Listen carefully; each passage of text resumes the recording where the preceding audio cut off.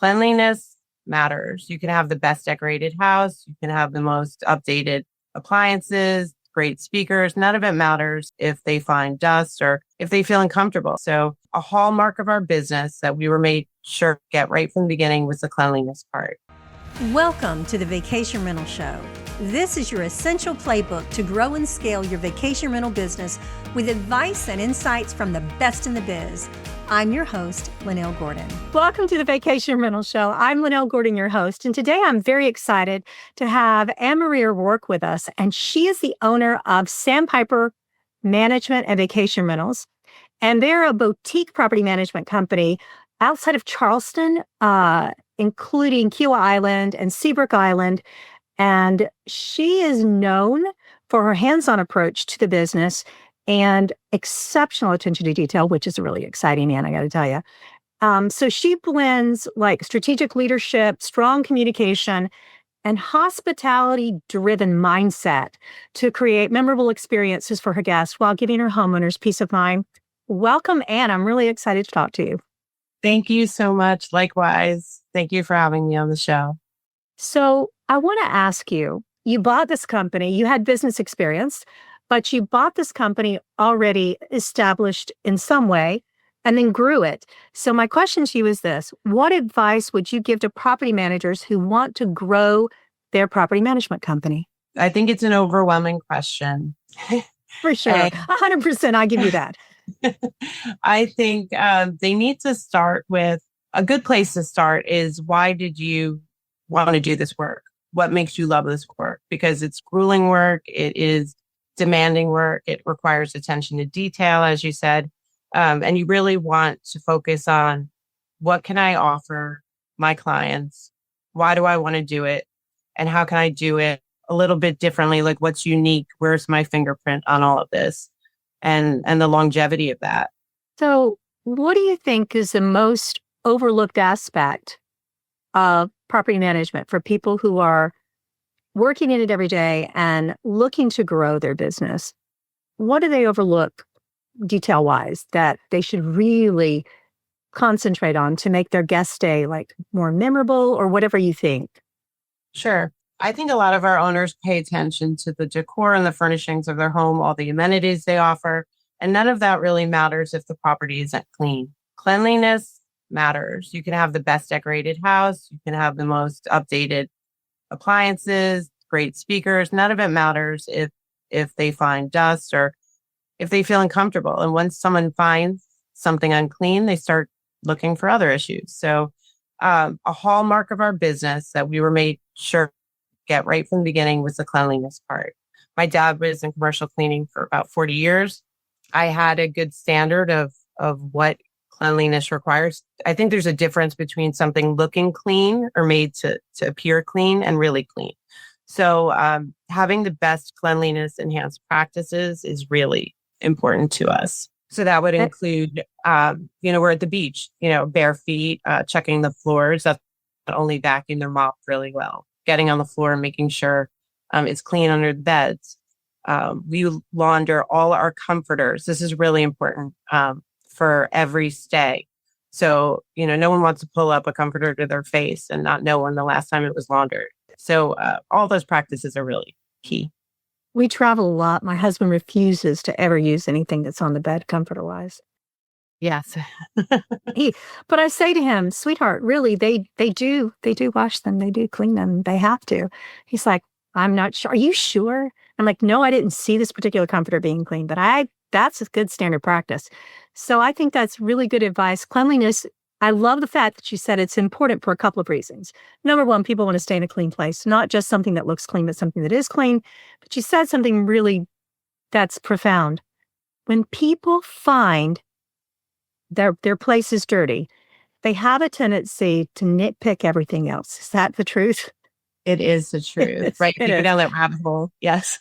If you ever look on Airbnb and you look at the reviews, guys, or if you look at your own reviews, but I happen to be, we travel a lot, and I happen to be looking at reviews on Airbnb recently, and I noticed that the first thing that people were going to talk about was it not being clean. And if not, then they notice every every little jot and tittle that's not correct, and you'll find a lawn review. So I agree with you. That's really important. What things did you change when you walked into that company to make it, number one, to make it more profitable or to help it grow after you purchased it? Sure. So there's definitely a learning curve because my experience, I had rented out our own house and been successful with that on platforms like VRBO and Airbnb, but I had never specifically in this industry worked in this field. So there was definitely a learning curve, and you don't know until you're in it. So for example, the cleaning aspect, I was given a set of cleaners. People were kind of running their own show, and it was not up to standard. They were coming and going as they pleased. They were entering properties as they pleased. So we were the best cleaners in the area, and why they didn't want to work with us. They wanted to be paid the same day. They wanted to sit down and talk about what that process should look like in terms of respect and requirements. And I made all of that happen, and I took a risk. I decided to pay my staff more with the idea that if we cleaning part right, we'd all be more profitable and it would be a win for all of us.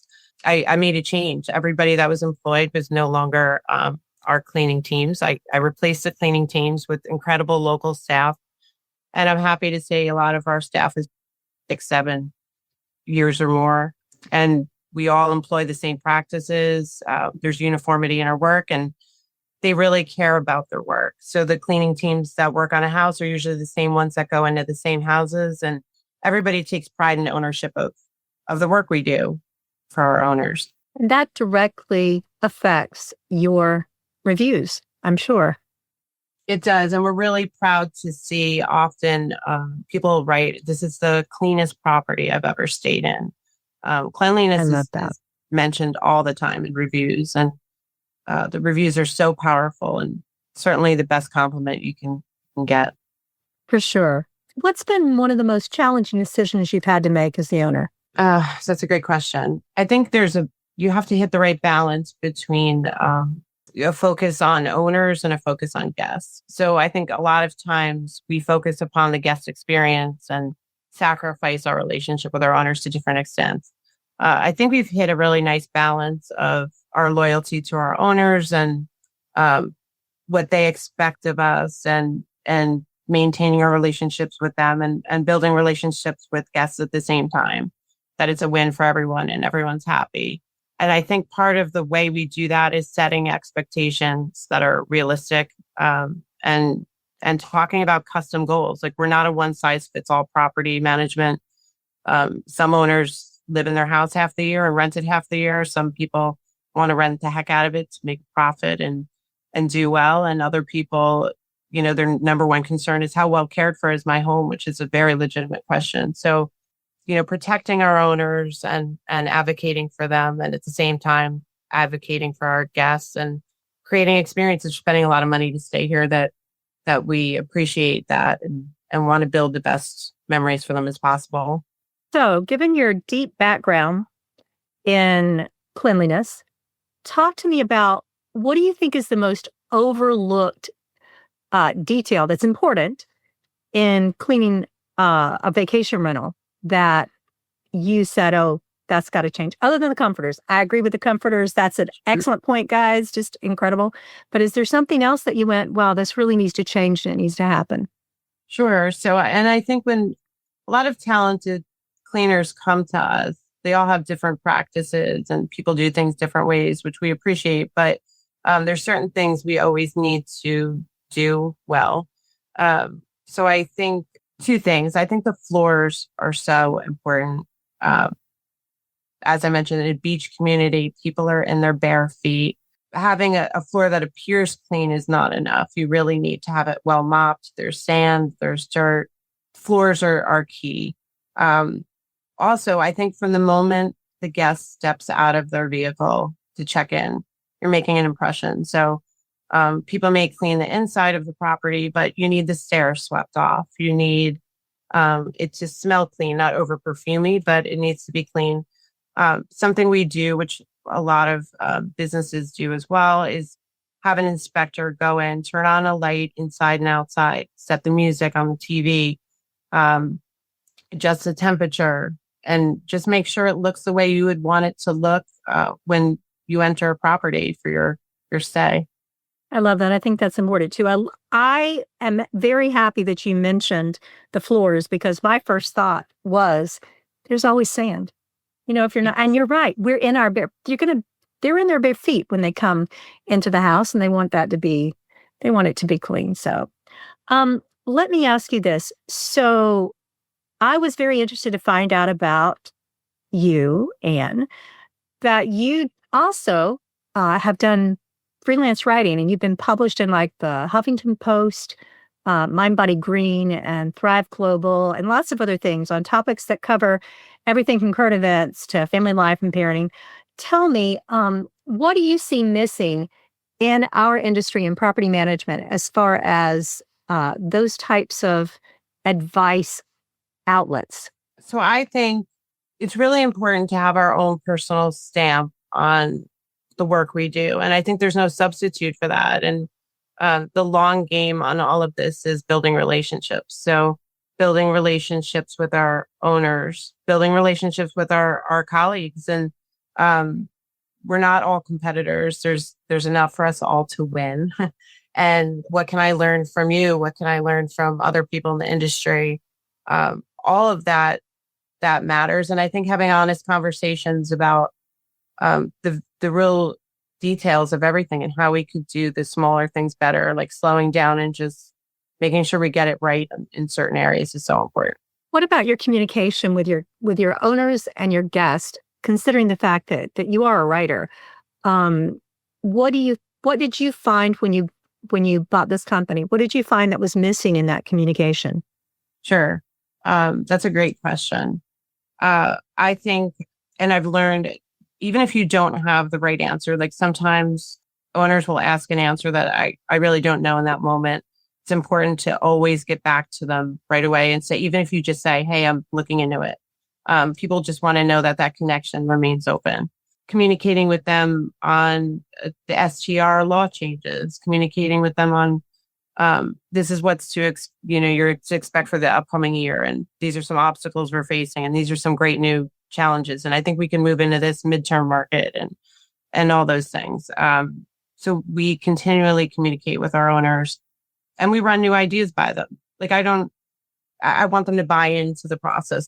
So, we might say, hey, we're making these 4 suggestions for your property.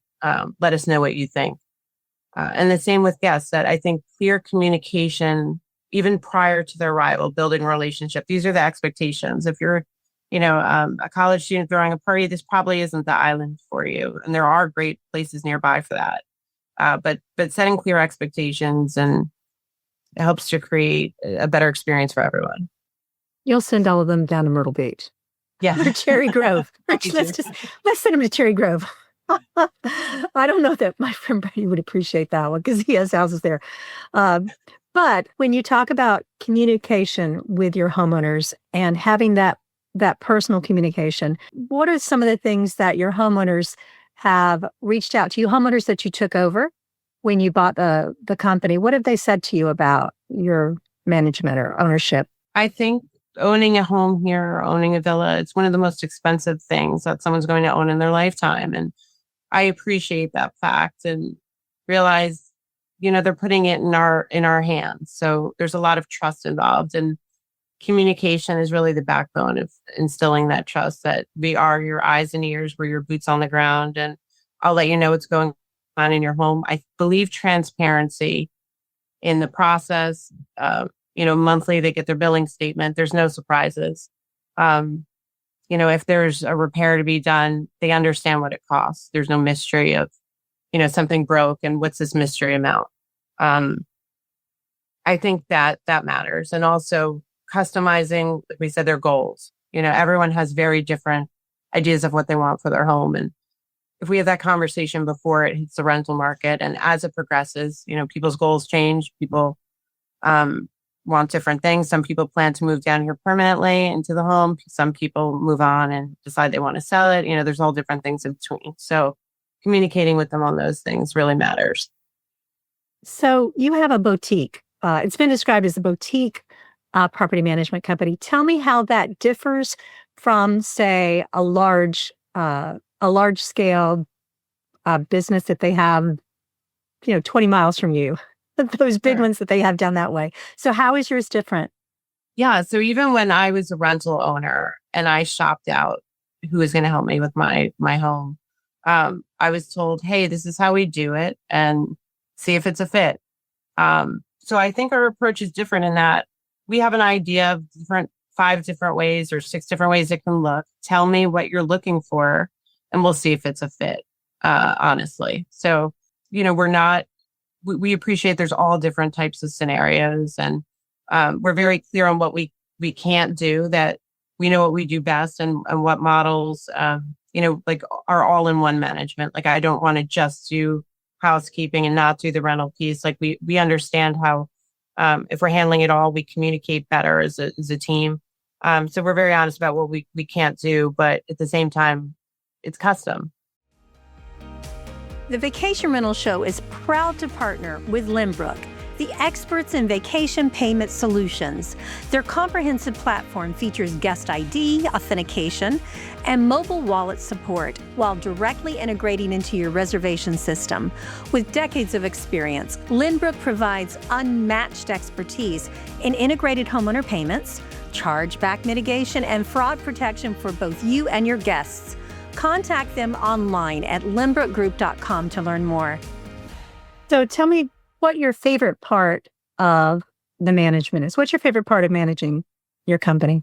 The success is on both sides in terms of the relationships. So I have clients that started with me years ago as owners and, saw me through the very beginning of starting, the business and asking a lot of questions, I think too, because they they wanted to have that confidence in me. And now seeing them, so confident in our services and recommending us and seeing how our relationship has kind of evolved over time. It's a real wonderful thing to feel that trust and that recommendation.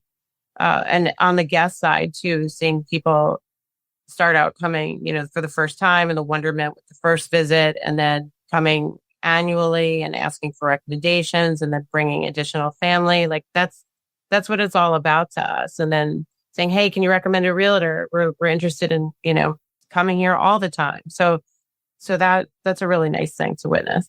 Do you have a real estate partner, or do you have one in your office that you use that you guys? We work with various realtors throughout the areas. There's some really great realtors that we have the good fortune of knowing, and we're happy to refer them. And we That's do fabulous. a lot of rental evaluations for them in terms of projections on properties of what we think a person interested in purchasing that property could make. What do you think the number one important business experience that you had was that helped you when you started this business, since you came from a business background? I think I was thinking about this week that it's funny how life is, that there are some big challenges in the beginning in terms of competition. It's not always the nicest. It can be cutthroat here. And a lot of things I thought were setbacks were really setups for a bigger situation and learning experiences. Like I think some of those difficulties in terms of people competing and not being so nice led me to, be on my game and try a little bit harder and really figure out how I could differentiate myself in an honest way that presented something other people weren't offering. So those competitors, not being that nice really led me into a great spot. I love the fact that you said the setbacks that you got, you turned and you really realized they were set ups for success. That's pretty bold. And that's a really great way to look at that. We know that we can't have success without failure. We know that happens. And I try to instill, especially in my son, my youngest son, the fact that you're going to fail. Don't be afraid of it. You're going to fail. It's going to happen. Yes. So just get up and do it again, or get up and do it better. What's some business advice that you would give to property managers who are looking to improve their business? I think figuring out how you do things uniquely is the most important and what you can offer. Something small we do, which is, it might seem insignificant, but we leave handwritten notes. So someone says they're celebrating a birthday, there's a greeting card for them saying happy birthday. Someone's celebrating, their sweet 16, and we have recommendations of where they can go before they get here. We leave little gifts, whether it's a bottle of wine or the QA marathon was here. We just had little running gifts, or there's tennis tournaments. All those little things matter. Dog treats, they're so affordable and in little baggies with ribbons. Also, reaching out for help with things that you're not sure how to do. Talk to colleagues about marketing, talk to other people in your industry about where you need to improve and what you can do. Communication, like you said, is key. We do a newsletter, social media. Can't imagine how many people come from social media that have noticed our little Facebook page, our Instagram, and that's really important too. Yeah, I believe that. That's really, if you can get referrals from that, that's really amazing. Tell me your favorite homeowner story. There's so many. So I talk about that one homeowner that we had who started with us that wasn't sure we were the right choice, but gave us a go. And he saw us through some of the learning curves in the beginning. And then seeing him and his wife trust us more. They stop in whenever they're here visiting, and seeing their needs change was really a wake-up call to how the process evolves. Like, they used to come down all the time, and then life got in the way, and then there was some health issues, and everything from them being pet friendly to saying our insurance changed and now they won't let us be pet friendly. Can you move with this? And hey, we don't want to rent it as much anymore because we're going to use it. And then saying, hey, I have these issues going on, we're going to rent it more. I appreciate their loyalty, but understanding that needs change and we have to pivot with those needs is really eye-opening, and it's what the work is essentially about. I love that personal touch there. That's huge, because you're right. Needs do change. I haven't ever had anybody say that. I've done a lot of these interviews. I think that is really an important thing to recognize, is that year to year, if we're not communicating with our homeowners individually, if we don't know what's happening with them, how are you going to know those needs have changed? Yeah. So I think, yeah. Not taking them personally. Someone used to put a property on the market. Like, oh no, but realizing everyone has so many different things going on in their lives, and you can anticipate some and most you can't. So just learning how to pivot and support, owners and guests as much as you can is really key. And don't take it personally. Don't take it what you said. Tell me your favorite homeowner story. I'm not homeowner. Tell me your favorite guest story, or most interesting, or whatever you think. Well, I'm sure we all have interesting nightmare stories, but For sure. And some of them we laugh at now. We didn't laugh at the time, but you can laugh afterwards. Definitely not. But we had guests that came and loved this property. They love the marsh view. They love the fire pit. They love the water. And they would rent year after year, and then unexpectedly hearing from them, and they became owners of, they were looking at another property of ours for sale, and then that didn't take place. And then hearing from them again, and they became owners of a property that we now manage. I think seeing that trajectory of visitor to frequent visitor to owner not only reminds me of my pathway, so many people's pathway on the island, that keeping in mind guests are potential future neighbors, future community members, future owners. And the world is a lot smaller than you think at times too. So that just brings in a focused community for me and the heart of what we do here. You've been very successful at taking guests and creating returning guests. What are some secrets that you can share with people about that? I believe people can choose from any of the companies out there in your area, and people are always going to undercut in terms of price. People have some gimmick to get people to book, but people genuinely, there's no replacement for answering the phone and answering a question. There's no replacement for the conversation about, hey, where's a hidden gem of a restaurant? Or I'm thinking of, taking this boat tour, these other 2 tours. What do you recommend? When I get there, should I, have there? Like, those conversations are really valuable. And people choose this island that's hidden and quiet and charming and brings into focus everything charming about the South and Charleston because it's local. And I think people want to feel seen and heard and experience what's local. So I think corporations can have all these big things over us, but they can't have that. The relationship that matters. Yes, absolutely. Is there any other advice you'd like to give property managers? I think it's a lot of ups and downs through the industry. We saw COVID, we saw all the different trends where, we're wondering, oh, is it going to be totally vacant? Then it was completely full, not knowing what to expect next. Do I have workers? Do I have guests? Just riding out all of twists and turns with, STR laws and all these different things going on that just to take it in stride and try and back up and look at the things you can control. There's so much in our work that we can't control, but accounting for those things we can control. You can control the cleanliness. You can control a lot of the guest experience. You can control how you react when the uncontrollable happens. I think people don't necessarily have a problem with the issues that come up, but how quickly you resolve them. So all of those things matter. Well, I really appreciate, Anne, you coming on and talking to me.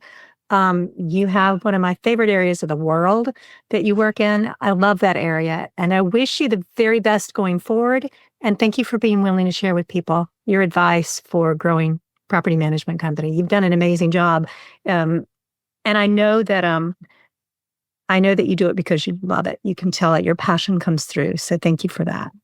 Thank you. I love talking with you. This is wonderful. Thanks for having me.